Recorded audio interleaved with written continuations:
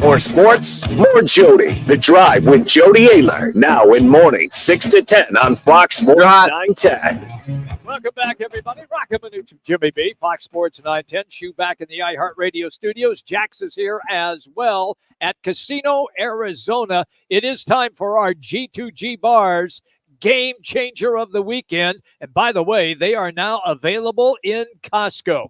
Just check the refrigerated section, and you will find them right there. Also, you can go online at G2GBar.com.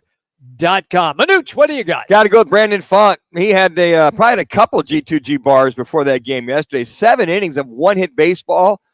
Gave up no runs. Had 7 strikeouts. Only had the 1 walk.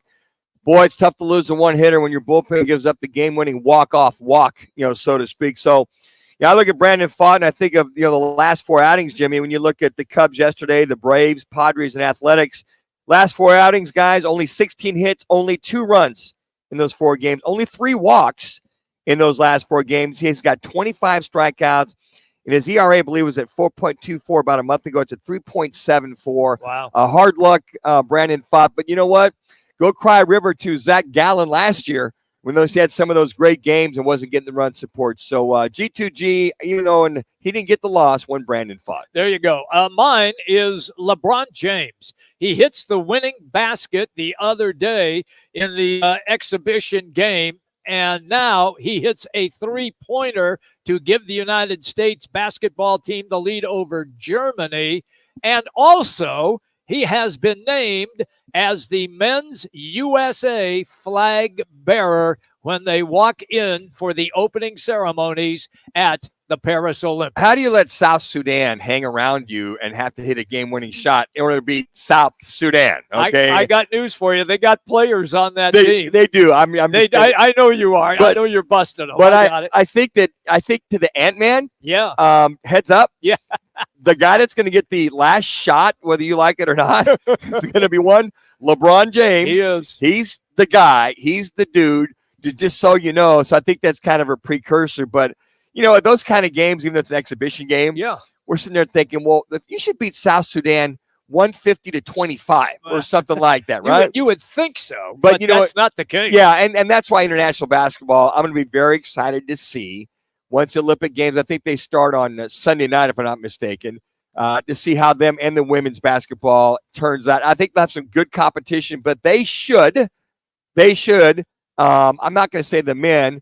The easier route will be for the women. Absolutely. But for the men, it'll be tough if they win the gold, I feel. Yeah, they're in a dogfight right now with Germany, and we'll update you when that game is complete. But at any rate, LeBron James is my G2G bar player over the weekend. What do you got, Jax? Yeah, I'm going across the pond, and this is a guy that heading into the golf season, the question marks on this guy was, can he win a major? He's won a ton of tournaments on the PGA Tour, 12 top 10s, 2 runner-up finishes in 26 majors, and he just kind of faced some dumb luck. But this season's changed it as he won the PGA Championship earlier, and then he won the British Open, shooting 9 under, a 65 bogey-free on the last day. It was incredible. And this is a guy, Jimmy, you know too, set himself apart this season. He's definitely, without a question, the second best golfer in all of golf.